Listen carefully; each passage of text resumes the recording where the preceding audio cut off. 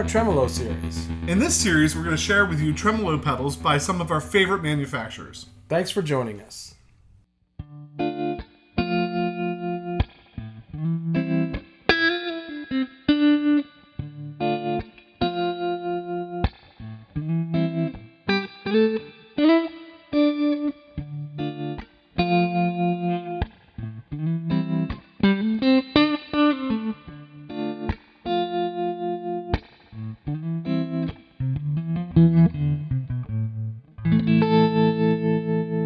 Today we're looking at the Supa-Trem Jr. by Fulltone, and the Beard's going to tell you about it.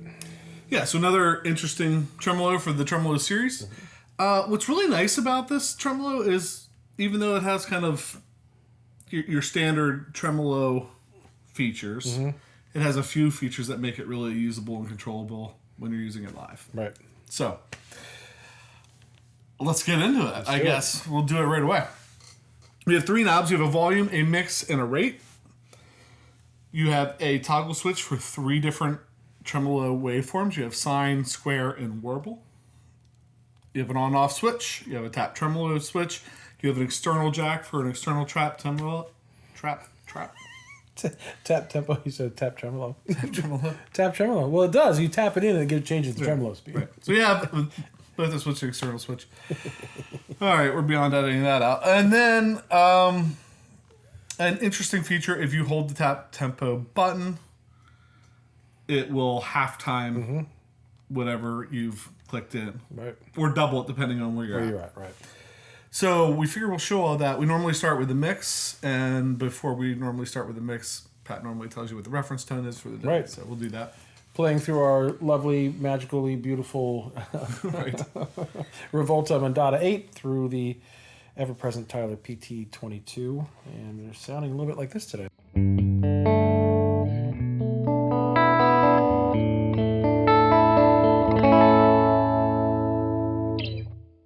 Always sounds good. I love it. Start with the depth. So we'll start with the depth, in this case called mix. So we're going to start on the mix knob. We'll start with it in the middle. That will let you hear the tempo a little bit. We'll roll it down to almost nothing. We'll bring it back up and take it the whole way to the top. All right.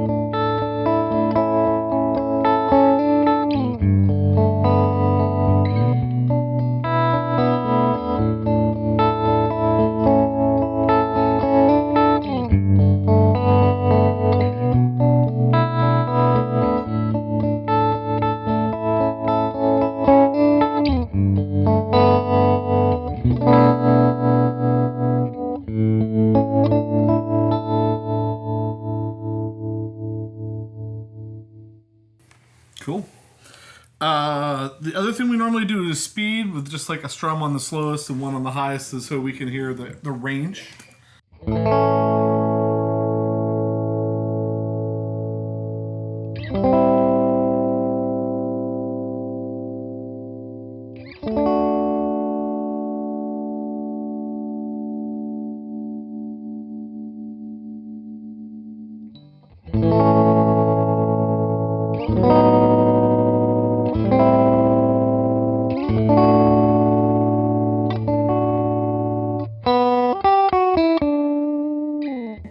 Boy, that gets...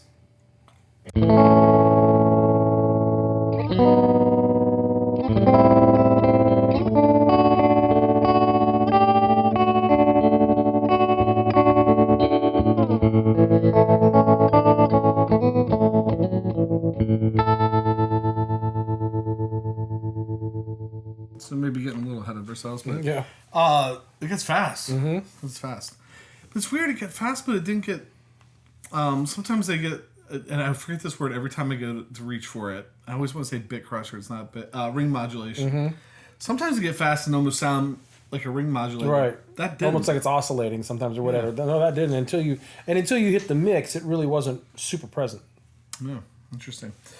So, 3 different waveforms. Like I said, one of the nice features. There's a couple nice features here. One is the tap tempo, so we can 1, 2, and we get the tap. I can also pick up an external tap pedal and do the same thing.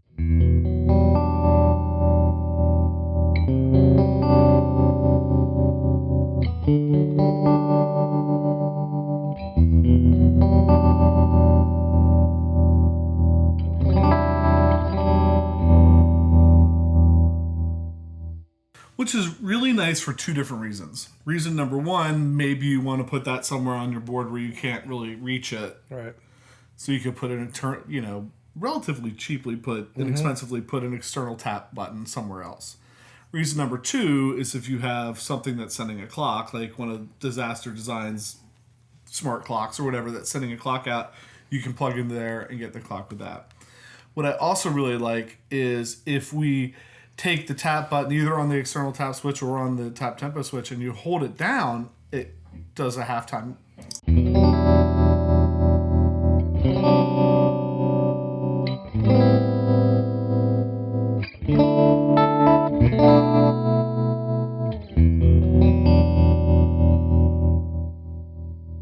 Which that's a pretty slick feature. So I think what we're going to do is leave it at that tempo, go through the 3 different waveforms. So we have a sine wave. We'll start on the sine, we'll go to square, and then we'll go to triangle, which is going to just require me to do some creative flipping. Okay.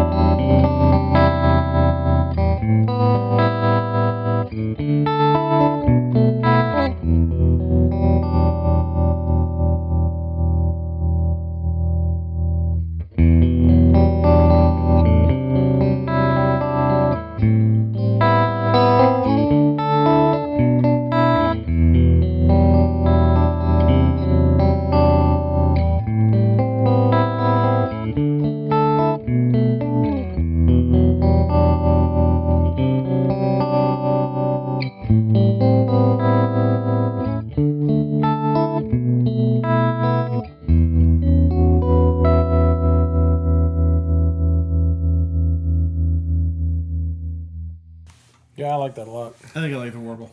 Is that what you mean? Yeah. Yeah, I think I like the warble, and I like that feature. The half cut. Yep. Yeah, it's very nice. And you have a tap. Right, so you can tap it in, and then you just hold it to switch, and that was pretty easy to do. If you have somebody sitting next to you who can do it when you're expecting it to be done, it's pretty easy to do.